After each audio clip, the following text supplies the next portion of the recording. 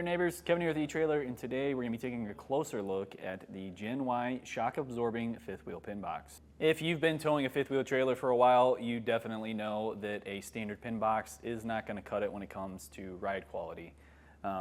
We get a lot of people in here, weekly just asking us, hey, what kind of pin box thing can I switch out to? Maybe I want to get into an air ride pin box so that way I can really kind of adjust and fine tune my suspension for my pin box so that I can handle all those ride quality issues, whether it's front to back chucking or it's that up and down porpoising movement that you feel as you're starting to drive. With this one in particular, this is not going to be something that you adjust, and it is going to have a break-in period, but after you get past that break-in period, this is going to be one of the more comfortable options for your trailer and truck setup. So this pin box is going to dampen all of that road shock and vibration through torsion technology. And I have a little example here. This is a split in half ball mount piece from Gen-Y, and you can see right here. So essentially, this spot here, here, here, and here, we have basically 4 giant openings that are filled with a block that's going to be running through it, and then we're going to have 4 rubber cords that are sitting in there as well. Now, anytime that we're starting to get pressure up on this plate, we get that road shock that's kind of trying to push us up and down, or that vibration, it's going to be fighting against those rubber cords. So it'll start to kind of twist as this lifts up, and then those rubber cords are going to force it right back, so it'll push it right back down. So all of that up and down vibration is getting eaten up by those cords, and instead of actually transferring all the way back into the truck or all the way back into the trailer, and then you have everything in your kitchen or in your bedrooms flying around inside of the trailer when you're hitting those rough roads. All right, so one other piece of cushioning here, if we look at the back, as this starts to force down from the trailer into the fifth wheel hitch, we would have this block right here. So like I said, as this pops up, it's going to end up hitting this block, and that's going to help cushion it and prevent it from being a really hard jarring bump here if we did end up overdoing it or we're hitting like a really big bump in the road. So the best thing about having this torsion technology is there's no maintenance. There's nothing that you have to do. Maybe you just come out here once in a while and hose off your pin box if it's starting to get kind of gunked up, but there's no air spring to take care of. There's no other kind of maintenance that you have to do every so often. It's just ready to go for you every time you need it. The other thing with that is I would probably recommend using a lube plate just to help protect the plate here and your fifth wheel hitch. These just pop right on, and then it's going to create a barrier between the plate or the hitch head on your fifth wheel hitch and then our kingpin plate here. And that's a pretty important thing because these come with a really nice hammered powder coating paint job here, which you can also get a custom paint job if you want. If we get in contact with Gen-Y, they do offer custom paint jobs so that you can match everything up with the aesthetics of your trailer. So like I said, just make sure you pick up one of these. Lube plates are super inexpensive, and it's a nice way to help prevent any kind of damage to your pin box or your fifth wheel hitch. Now there's a few different ways that we have that road shock kind of travel back and forth between our truck and our trailer. So if your truck's running over some bumpy spots, that's where it's going to start pushing that force back onto the trailer, and then stuff can rattle around in the trailer. Now if the trailer is picking that up, maybe it's going over those bumpy spots in the road, a lot of that can really be solved back at your suspension. So that's where you get back at the wheels. You can look into getting either some jounce bumpers, some airbags, or typically what we see here is a lot of people will switch over to some upgraded equalizers. MORryde has some really great options when it comes to that. And then also Roadmaster has the Comfort Ride system, which is going to be a slipper spring box, which is going to isolate your 2 axles, or 3 if you have a triple axle. And then separating those just helps prevent that road shock from just traveling forward and forward and forward until it gets up to your truck. So just because we are dealing with a bit of the road shock here doesn't mean that it's going to fully encompass all of it. So another good thing to look at if you are trying to fix your ride quality, aside from just your pin box, is going to be your trailer's suspension. So keep that in mind if you are dealing with those problems. Now that we've gone over some of the basics that go along with how this pin box actually functions, let's tell you how to figure out how to get the right one. First thing being is the pin box bolt pattern. So we already knew what ours was. It's a 1621. But in case you don't know, maybe the pin box that you had on there doesn't tell you exactly what you have, you're going to want to come and look for this specific sticker here. Lippert puts this on every single one of their chassis, and it's going to have your serial number, your LCI item number, and your RPO number. These 3 numbers can be used to look up exactly what chassis you have, and then it's going to tell us exactly what bolt pattern that you're going to have from that chassis. So that is something that you can use. You can either call into us and we can help you, or you can call into Lippert. Lippert will definitely be able to help you out. They can pull that right up and tell you everything you need to know so that you can pick out the right one. Now, the other thing here is going to be our GVWR. So we'll come over to the driver's side. Typically, there's going to be a sticker right here, which is going to list our GVWR. And then from there, we can sometimes already have our pin weight listed, but we also want to know what our pin weight is. If you do not see that listed, what you can do is you can take that GVWR. So we've got 13,995, and then we'll times that by 0.22 or 22%. And then we'll take that number over to Gen-Y's chart, and that's going to tell us exactly what kind of pin box pin weight we're going to need, because the sizing on those cords and the stiffness of it is essentially going to be the differentiator between each one of these boxes. So you don't want to have one that's going to be too strong, because if it is too stiff, it's not going to be a comfortable ride either. Or if it's just not stiff enough, then it's really not going to be doing much to help you with your ride quality. So make sure that you come and you check this out, and then you look back at Gen-Y's chart to make sure you're matching up to the correct pin weight. So one other thing to consider is if you have a toy hauler, your pin weight can vary quite a bit. So you'll definitely want to make sure that you're actually measuring it and not only going off of that 22%, because pin weight on this can vary such a large amount, whether that toy is in there or not, that it can really push you out of that range that they have on their chart. Now, when you are looking at that chart, the best thing to do is get yourself in the middle of that tongue weight that they have for that range section. Now, if you're right on the edge of one, maybe this is where you need to think about how much you're really loading in there, and then get a measurement of it actually, and then say, hey, you know, I'm really pushing myself to the edge of this range here. Maybe I should just swap up to the next range and then go from there. So just keep that in mind. Just because that is all kind of there in that chart for you doesn't always mean it's going to be the perfect option in every single situation.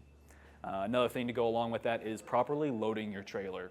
If you're not properly loading it with those toys, then that is going to be an issue where it's going to affect your tongue weight quite a bit more than it typically would, and really throw that off. So with all that in mind, let's show you how we get this installed. If this is a case where you aren't going to do this yourself, then you can use our dealer locator. Just enter in your zip code, and you can have somebody else lift this heavy pin box up into place and get it bolted on professionally for you.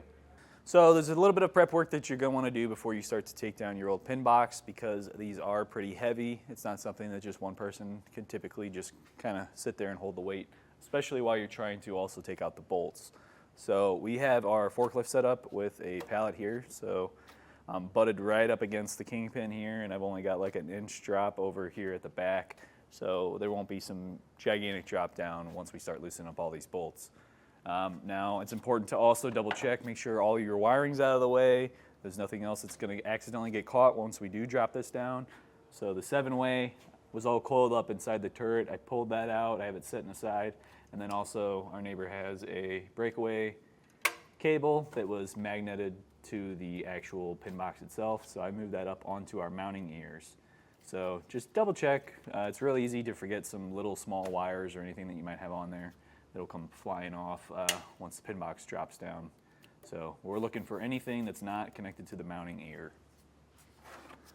Once you have all that stuff cleared up, then we can just start loosening our bolts. In our case, I have a 24mm wrench and socket, and I'm going to pull these out.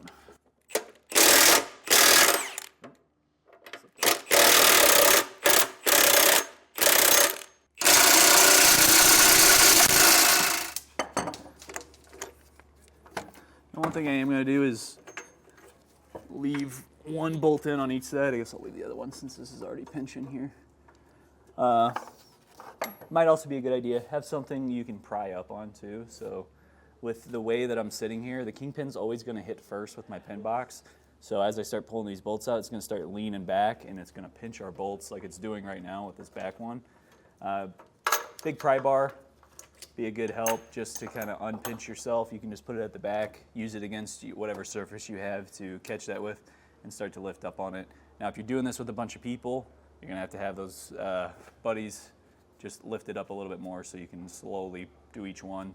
If you are doing it the people way instead of the forklift way, I would loosen each nut off first and then pull all the bolts out at once, so that way you're not having some long overdrawn struggle trying to hold that up while they're trying to take everything off.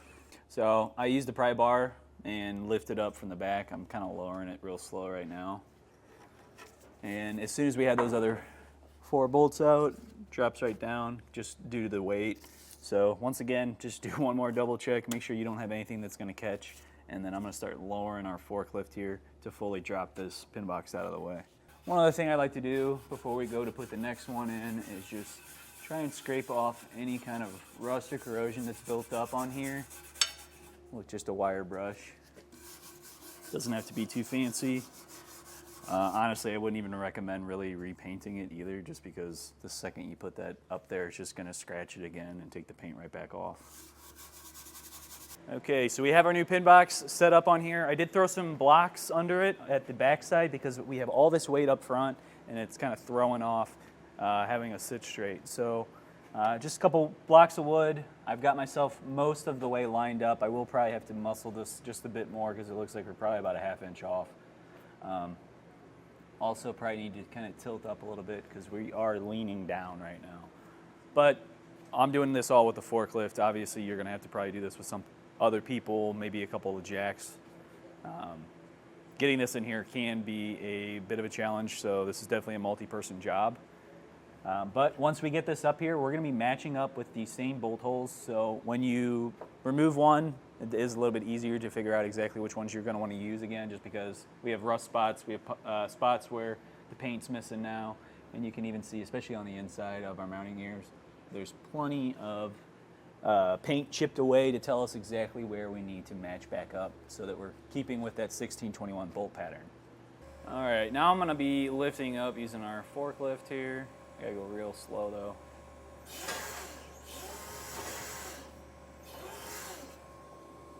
All right, let me double check. Looks like we are a bit high. Maybe not too bad. So we're right at where we need to be. I just need to kind of tilt up a little bit more and we should be leaning in a bit better. All right, so we've been playing around with this for just a little bit here. It's a little hard to dial it in with the forklift. If you're doing it by hand, it's a little bit easier because then you can all adjust together and get it right. Now, what we want to do is at least get one of our bolts in at the front, typically the top one, because then you can kind of pivot the box back and forth. So like you can see right here, we are angled right now. We're angled real far down. So we actually need to bring the nose of our pin box down a bit. But when we get this first bolt in, which if you're having issues where you can't get it, like we're having right now, I'm slightly off. So what I can do is use a pry bar to help push my pin box.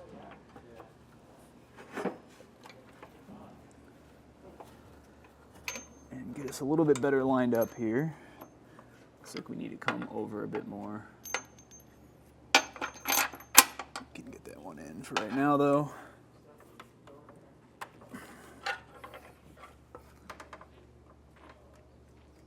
Push. Yeah, I'm gonna leave this one in. We're gonna drop this just a bit with our forklift, and that should help us pivot forward enough to where I can get this other one in. Now, like I was saying just a minute ago, getting the top one in gives you that adjustability if you do it on both sides to kind of pivot back and forth. I'm gonna pop one in over on the other side, and we're just gonna start to thread on one of the nuts just so that we don't have it popping out on us. And then I'll lower this again and get it lined up a little bit better. All right, now on the inside, when we're adding on our nut, we want to make sure that we take our conical tooth washer and have those teeth biting into the inside of our pin box here. That's going to help prevent anything from backing out.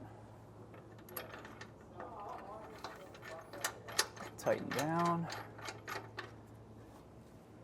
Grab another bolt. Now for this back one, I am going to have to pivot it quite a bit up, so I'm going to drop down the forklift just a bit more. I am going to get in that second bolt over on the other side though for the front. Now we're going to be doing the same thing at the back. My other side is perfect, so I'm going to grab that side first, and then I might still need to use my pry bar just to kind of pull this side into place. But same thing, slot your bolt in with your flat washer, add on your conical tooth washer, and then that nut. So once you have all 4 of your bolts in on each side, we're going to come back and we'll tighten those down and then torque them as well. Now for some of these, it's going to be impossible to torque on the nut side, so we will be torquing on the head of the bolt, probably at least on this very front lower bolt. If I can get it in there enough for the top one, I am going to do so, but in a lot of cases, some of these pin boxes, they'll kind of have a lip that comes up too far on the back side to where you just really can't get in there and torque on that nut side. So if you do have to go that route, then you can do the bolt head side. It's just really not preferred as much. So with all that said, I'll get these tightened down.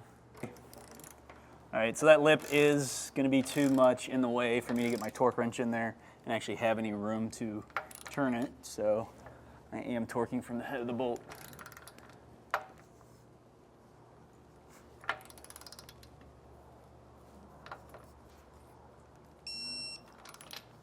Well, I think that'll do it for our look at the Gen-Y shock absorbing 5th wheel pin box. My name's Kevin, and if you still have some questions about whether the Gen-Y torsion pin box is going to be the correct option for your trailer setup, then please feel free to reach out to us via our Ask the Experts link, a comment on this video, or a phone call to our customer service department, and we'd be happy to help you out on your journey.